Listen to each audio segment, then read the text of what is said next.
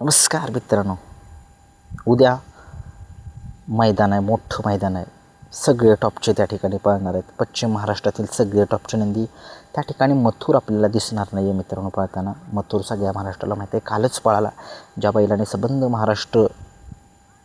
महाराष्ट्राला दाखवून दिले की सलग 5 वर्ष बिनजोडचा बादशाह तो झालेला आहे आणि पळतोय सुद्धा.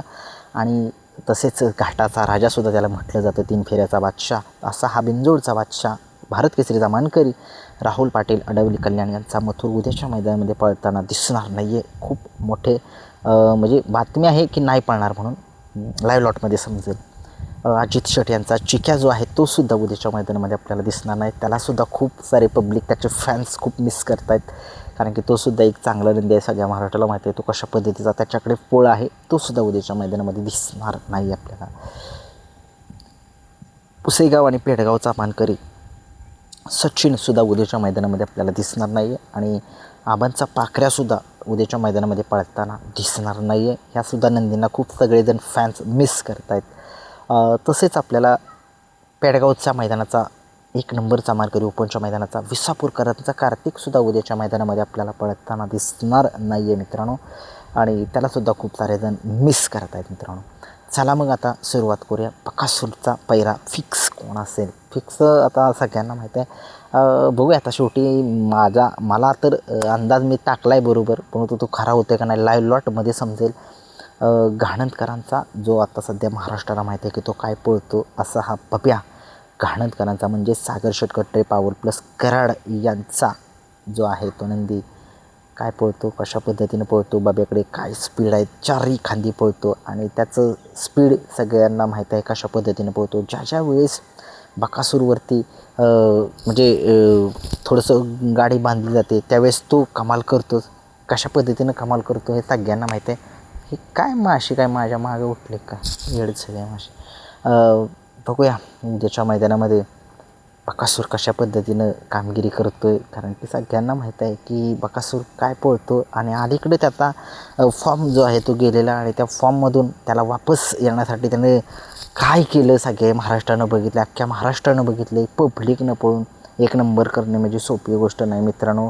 कारण की गेलेला फॉर्म होता, वाटतसुद्धा नव्हतं. प्रत्येकाला अपेक्षा होती की फक्त गुलाल जो आहे तो फायनलचा मिळवावा बकासूरने.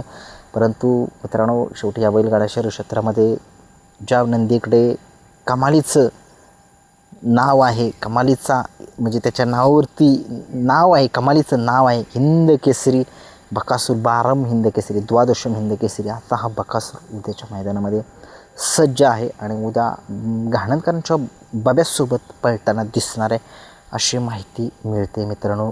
ती आता कितपत खरी होते हे संध्याकाळी समजेल लाईव्ह लॉटमध्ये. बघूया, कारण की खूप सगळेजण जे आहेत ते बकासूरचे फॅन्स आहेत. आणि बकासूर तर माहिती आहेच कशा पद्धतीनं पळतो आणि 4ही खांदी पळतो. त्याला काही कुठून फक्त त्याला त्याच्यासोबत व्यवस्थित जर बैल नंदी पाळणारा जर असेल तो त्याचं स्किल जो आहे तो दाखवतो चांगल्या पद्धतीनं करून. सगळ्यांच्या नजरा आता बकासूरवरती या लागलेल्या आहेत. बकासूरची चिठ्ठी जी आहे ती कधी निघेल.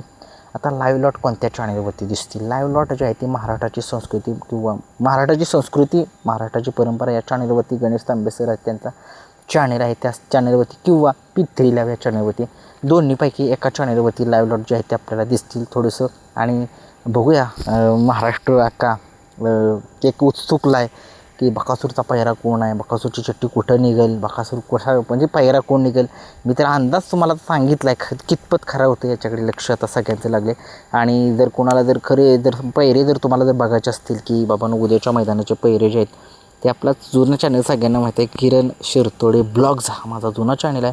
त्या चॅनलवरती जावा. मी तिथं काही खरे पैरे सांगितलेत, कोणकोणते नंदी कुठल्या पायऱ्यामध्ये पाळणार आहेत हे सुद्धा सांगितले. कारण की छोटं का मी सुद्धा थोडासा बैलगाडा शर्यतीमध्ये अभ्यास करतो. थोडासा अभ्यास करून म्हणजे आपली ही थोडीशी ओळख आहे, त्याच्यामधून थोडेसे पैरे वगैरे मिळवण्याचा प्रयत्न करतो, तुमच्यापर्यंत सांगण्याचा प्रयत्न करतो. आणि खूप लोकांना अशा असते की कुठल्या नंदी कोणासोबत पोहतो आहे, त्याच्यासोबत पोहतो आहे. मग लोकांच्या मनात बसताला ही गाडी लय पळेल, ही गाडी लय भारी पळेल, मग तिथनं लागली पाहिजे, हिथनं गाडी लागली पाहिजे. ती बघूया आता उद्याच कळेल, आज संध्याकाळीच कळेल गाडी कुठनं कोणाची लागणार आहे, कुठल्याच तासावरून लागणार आहे. बकासूर आणि बाब्या ही गाडी माझ्या अंदाजानं पाळताना दिसेल. तुमचा अंदाज काय वाटतो कमेंट्स बॉक्समध्ये सांगा. व्हिडिओ आवडला लाईक शेअर सबस्क्राईब करा. धन्यवाद.